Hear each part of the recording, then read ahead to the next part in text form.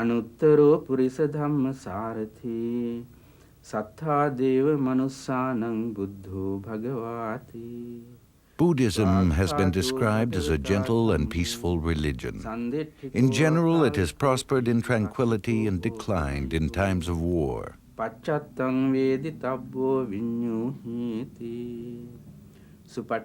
Yet Buddhism remains one of the world's largest religions, with approximately 300 million followers. There are more than 2 million in the United States. And over 2,500 years since the birth of its founder, it remains a powerful force in the world. The story of Buddhism begins with Siddhartha Gautama. Siddhartha was born in about 563 BC in the Himalayan hill town of Kapilavastu, in what is now part of Nepal. As the son of an Indian king, he was raised in princely splendor. At 16, he married a beautiful neighboring princess, and they had a son. Siddhartha's father tried to protect him from the misery of the world, but he ignored his father's orders and rode out into the world, where he saw for the first time the extent of human suffering, old age, disease, and death. These sights were deeply troubling to him. He then met a religious monk who had renounced the world to seek God. Prince Siddhartha returned to his palace, convinced that the only route to contentment was through the renunciation of all desires. He resolved to abandon his life of luxury, and one night he left his family to begin the life of a wandering monk. Siddhartha Gautama was 29, and for 6 years he searched for an answer to the riddle of life. In his search, he practiced self-denial with 5 holy men, until he was reduced to skin and bones. But this gave no answers, and he went on his way alone. Finally, he came to a place overlooking a tributary of the Ganges, where he sat down beneath a tree and vowed that he would meditate and not leave the spot until he had reached enlightenment. And after 49 days of meditation under the Bodhi tree, Siddhartha reached nirvana, or enlightenment. Thereafter, he was known as the Buddha, the awakened one. Nirvana is the goal of Buddhism. It is a mental state that any human being can achieve. According to the teachings of the Buddha, the mind is full of weaknesses like lust, passion, greed, or hate, anger, ill will, or delusion and ignorance. These are the kind of weaknesses that mind is full of. When we reduce these weaknesses to zero, that mind is called nirvana. Nirvana, as is used quite often today in modern society, has many different interpretations. In general, to be quite simple, I'd like to define nirvana as that state of enlightenment that all Buddhists strive for. The enlightenment that we seek, basically as human beings, is for this me to get to know myself, to get to see the self as it is. It is a general understanding of common people who read about Buddhism that nirvana may be a place that you can go to after your death. But actually, it is only a mental state that you experience while you are alive. In about 528 BC, near the city of Benares, Buddha gave his first sermon, which condensed what he was to teach for the next 45 years. This sermon is known to Buddhists as the setting in motion the wheel of law, out of which came the 4 noble truths.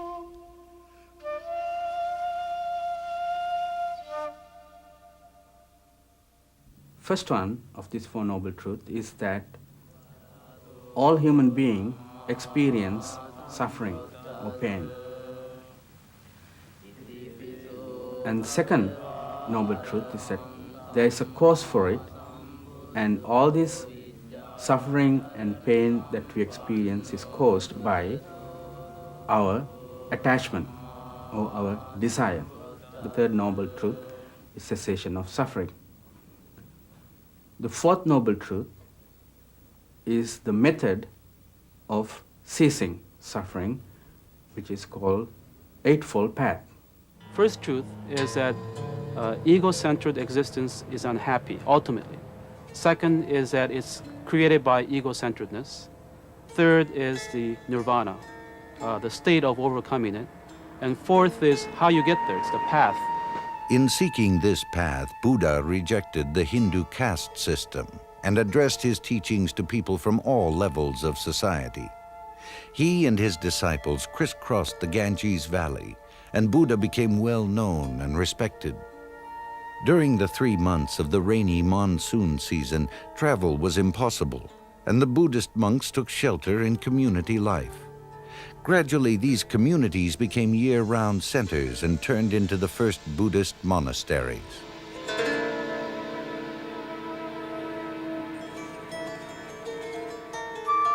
The best-known Buddhist scripture is the Dhammapada, or Way of the Teaching. In it, Buddha said, "All that we are is the result of what we have thought. If a man speaks or acts with an impure thought, pain follows him. If he speaks or acts with a pure thought, happiness follows him, like a shadow. Hatred does not cease by hatred at any time. Hatred ceases by love."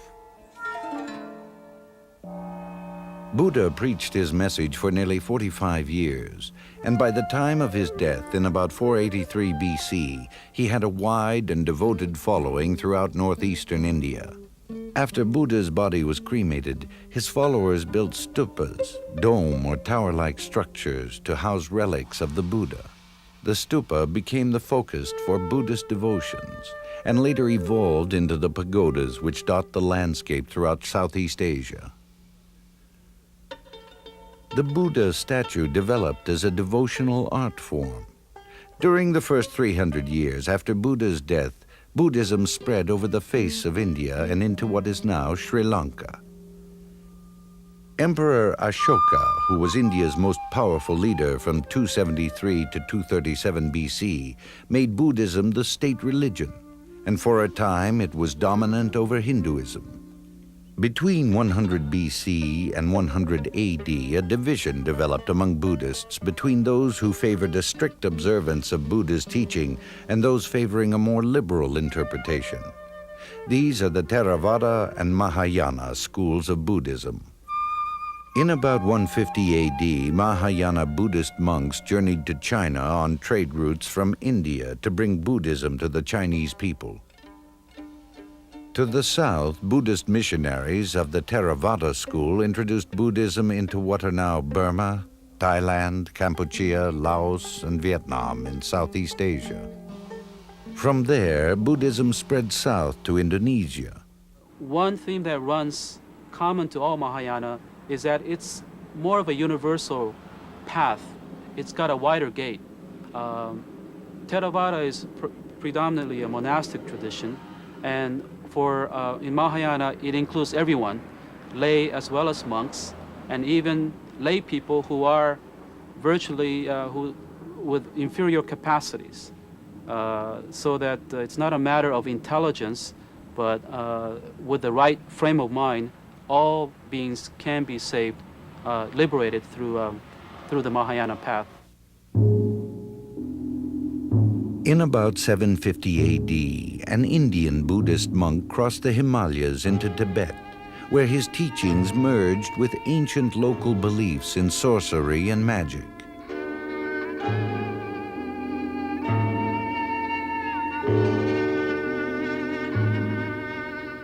Out of this developed Tibetan Lamaism, and later a theocratic state headed by the Dalai and Panchen Lamas, who are believed to be reincarnations of Buddhist holy beings of the past. Curiously, after Buddhism had spread throughout much of Asia, by the year 1200 it had almost disappeared in India, the nation of its birth. This was largely due to Hinduism's tendency to absorb rather than resist new ideas and movements. But just to the south of India, in Sri Lanka, Buddhism survived and prospered and today has the longest unbroken practice of Buddhism in the world. The arrival of the colonial powers to Asia brought repression and persecution of Buddhists. Between the 16th and 19th centuries, Portuguese, Dutch, British, and French colonists severely restricted the practice of Buddhism. More recently, much of the Buddhist world has been in turmoil since the 1949 communist victory in China, home to the largest Buddhist population in the world. Monasteries were disbanded and monks were forced to work in fields and factories. Temples were sometimes used for target practice.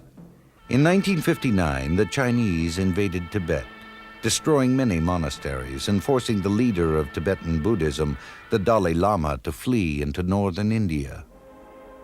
In North Korea, Buddhism has been vigorously suppressed by the communist government. And in Southeast Asia, the victory of the North Vietnamese communists in the Vietnam War brought violent suppression of Buddhism in Vietnam and death to millions of Buddhists in neighboring Kampuchea.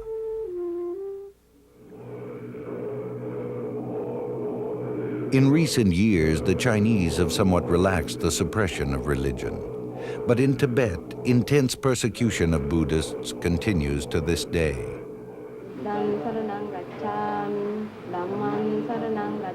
Yet Buddhism remains an integral part of many Asian cultures, and there is tremendous variety in custom and belief. In Burma and Thailand, most Buddhist young men spend at least a few weeks as monks as part of their education. Some remain to devote their lives to learning and practicing the Buddha's teachings. In Japan, the birthday of Buddha is observed in a colorful flower festival. An important feature of Japanese Buddhism is the importance given to congregational worship. One of the largest Buddhist groups in Japan is the Shinshu sect. In addition to revering Buddha, they believe in Amida Buddha, a symbol of wisdom and compassion. Zen Buddhists are another highly influential group in Japan. Followers of Zen believe that enlightenment comes not from the study of books, but through meditation and discipline. They seek a sudden flash of wisdom that will lead to nirvana.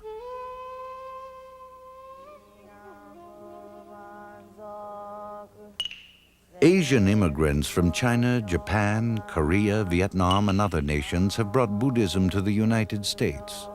Today, Buddhist churches and temples are found in a growing number of American cities and towns. Buddhist festivals provide a colorful spectacle for all to enjoy. While Buddhist practices vary substantially from country to country, the core beliefs and practices remain generally the same. A unique characteristic of Buddhism is its position concerning God. With reference to the concept of God or no God, the Buddha Shakyamuni, the historical Buddha, gave the explanation when he was asked the question that whether the God exists or not is not of the most prime importance. The importance is the life that we live at this moment. Problems in it, how we are to resolve it to attain our ultimate peace and contentment. So in essence, I would have to say that we as Buddhists don't delve into the problem of whether God exists or not. Since we don't talk about God, somebody may say it's not a religion. In a way, it is not a religion. It is a way of living, way of life. So you can use the knowledge that is laid down by the Buddha and live a life, what we call skillful life. In a skillful life, we the skillful life is the life that you live without hurting yourself and hurting others. In advising his followers, Buddha once said, "Believe nothing merely because you have been told it, but whatsoever after examination and analysis you find to be conducive to the good, believe that doctrine and take it as your guide." Buddhism stands aloof from worldly concerns. It has no pope, no single authoritative scripture such as the Bible or Quran. Instead, Buddha emphasized individual effort rather than divine intervention as the means to enlightenment. The serenity of Buddhism has left a deep and lasting impression on the history of many nations and on the lives of a major portion of humanity. And today, more than 2,500 years since his birth, the life of Buddha continues to provide a spiritual ideal of compassion and wisdom that inspires Buddhists around the world. May all beings who live nearby, far away, short or tall, rich or poor, educated or uneducated, two-legged, four-legged, all those beings be happy and well.